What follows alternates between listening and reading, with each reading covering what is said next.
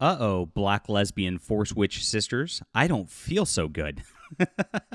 The Acolyte's 5th episode is going to be coming out tonight, and it looks really, really bad for the show. The media is finally starting to turn on it as they can't keep up this pretext that somehow it's a good show that's just getting review bombed. It's not working anymore. There's just been too much between the Amanda Stenberg going out there with her cringy music video. What was that? We so bored, give a fuck about your discourse. I think I'm a better rapper than her. Don't leave any comments about that, please.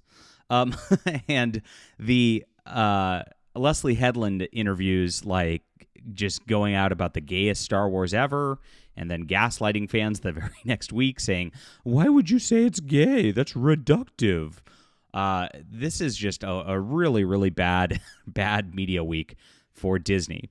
It's like they know they failed. They had a $180 million expensive woke lesson thrown in their faces. And now even Elon Musk is getting in there. And you know, when Elon's actually talking about something, what it really indicates is that it's a part of meme culture. Like that's where the zeitgeist is. He's very calculated in what he does and what he just actually hits on. And when he's going at Kathleen Kennedy, after South Park's been going at Kathleen Kennedy, I'd be all hands on deck if I was Disney at this point. I'd be like, we need to wholesale fire all of these people, restart from scratch like immediately. Otherwise, we're just going to get torpedoed and lose so much money over these next few years. But I don't expect they'll do that because SJW's always doubled down. My name's John Delarose. Welcome to the channel, everybody, if you're new. I would love for you to hit that like and subscribe button. Join us here. Support us with channel memberships and Subscribestar, where I'm actually making a lot of content, too. And I also am a science fiction writer, and I criticize these stories and do reviews from a writing perspective of somebody who actually did the Space Wizards theme correctly. This is my Saga of the Nanot Templar. It's a trilogy on Amazon, which I hope you'll pick up and check out. I'll have this link in the description below for you. A lot of you picked this up over the last couple months and have been loving it and sending me nice messages. Thank you guys so much. Again, this is how you do it right. Good reading stuff, material for you right here. If you missed the extended universe, check this out, and thank you again. All right, so Elon is going at Kathleen Kennedy on X yesterday. And very funny stuff because they've got a new episode coming out. And here's a planet killer, system killer, fleet killer, franchise killer. Absolutely true. This is just like a truism at this point.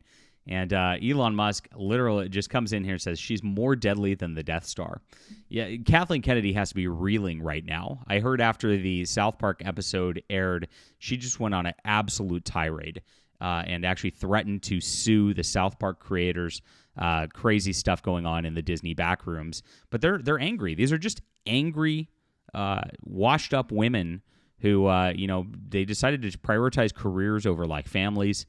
They're just miserable. They want to make you miserable, and that's why they're out there destroying these franchises, making them into something they're not at this juncture. But the media is actually finally turning on them, and of course. It's because of this stuff that Leslie Headland, who's the showrunner for The Acolyte, is saying right here. When I saw it frozen as a grown-ass woman, because grown-ass women talk like that. These are overgrown children. They really are. I cried through the entire movie. Why? Yeah, come on. You're an adult. There was something about the relationship between the sisters, the de-villainization of the classic kind of fairy tale bad guy. The concept of true love being between two sisters, not a heterosexual relationship. So she, of course, is a Harvey Weinstein acolyte and has a weird lesbian relationship with somebody she put in the show. So she's been abused is really what it comes down to. So she's appreciative and wanting to see more of that. She's fanfic shipping Elsa with her sister in her little headcanon there. That's what these people do, and that's why they're making stuff like The Acolyte. And that's what she says. I would love to make something like this, for a lack of better term, for Disney, meaning something like my parents would have allowed me to see when I was younger as a queer person, but I wouldn't have been able to. I would have been able to understand as a queer person, and I think I would have had a completely different life. I was inspired and was like, God, I'd love to make a story like this. This is what The Acolytes turned into. And like I said, the media is really starting to turn on them. Forbes, who actually was writing pieces about how the review bombs are terrible. There's a great show. Now he's coming out saying the Acolyte Rotten Tomatoes score keeps falling, and maybe it should if we ever hope to find balance in the Force. This is quite the turnaround from last week. Of course, it hit new lows the other day of 13%. Every week it keeps falling and falling, which shows that this is not a review bomb. If it was a review bomb, they would have come in and then they did all this like press tour. Everybody who actually liked the show would have gone to Rotten Tomatoes, and then it would slowly be creeping back up. But it's not. It's because there's nobody who's watching the show that actually does like the show. It's being reviewed like this because the audiences hate it. It is an insult to the audience's intelligence on a lot of levels. The production's stupid. The writing's stupid. And that's before you even get into the woke crap and all the identity politics that they're shoving in your faces and going out in the interviews, calling you racist if you don't like the show. I mean, it's absolutely crazy.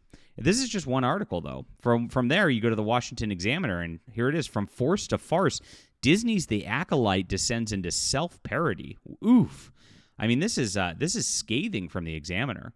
So it's been churning out Star Wars spin-offs with giddy recklessness of a 20th century Germany launching new world wars. Each endeavor seems more catastrophic and damaging to its reputation than the last. This is what we've all been saying. It's like, wow, hey media, welcome to the party. Created by Leslie Headland, known for being a Harvey Weinstein assistant, which is not said here. Acolyte feels like Star Wars reimagined by those who harbor a profound disdain for the original saga and its protagonists.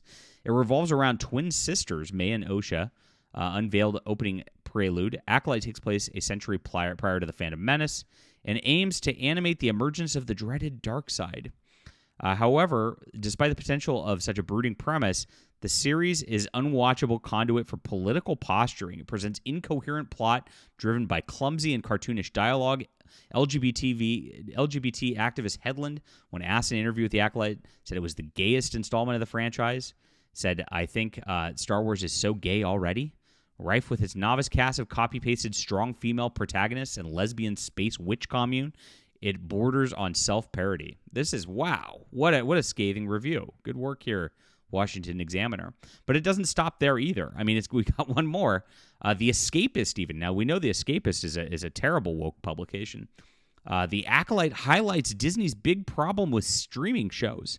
And this is something that, like, all the way around Disney's had major issues with. Like, their streaming shows really have not been taking off. I mean, we've seen the ratings of the Acolyte's early launch, and it failed worse than Ahsoka. It was getting about 85% of those numbers that Ahsoka had. People just were not excited for this show. They tried to spin it as a victory. They tried to claim that it was actually doing better than Ahsoka by like weird math that didn't make any sense. And then when it actually came out, we learned the truth. It was a true thing. Now, my contacts at Disney don't even care about this. What's interesting is Disney doesn't care that like less than 3% of the Disney Plus subscribers have watched this show. That's a dismal number right there, because it's not like Disney Plus is coming out with a whole host of new content that's overwhelming to look at. No, I mean, they come out with a couple things a month, and you're like, oh, this is the new one. I better check this out. So if less than 3% are watching, that's terrible. But they don't care about the numbers.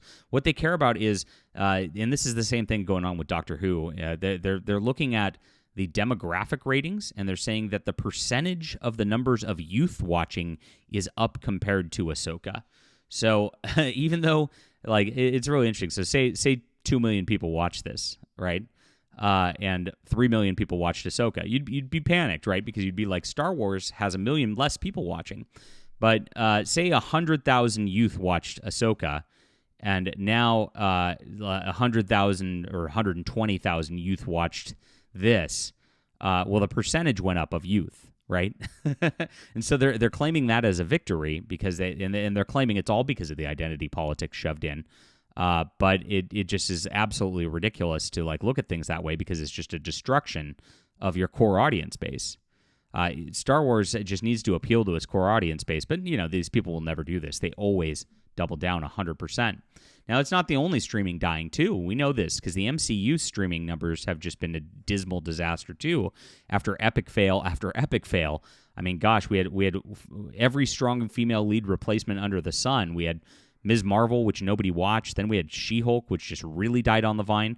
Even when they tried to bring back Samuel L. Jackson do Secret Invasion with this huge bloated budget, much like the Acolyte, that couldn't get the MCU going. It's because they've turned off fans so hard, nobody cares anymore. Well, even Elon's getting in on the dunking at this point, and this is a big turning point. If they don't just go all hands on deck at this point, I don't know what to tell you, my friends. All right, leave a comment down below with what you think about this. Hit the like and subscribe button. Make sure to check out Justified Saga of the Nanot Templar on Amazon in the description below. See you soon.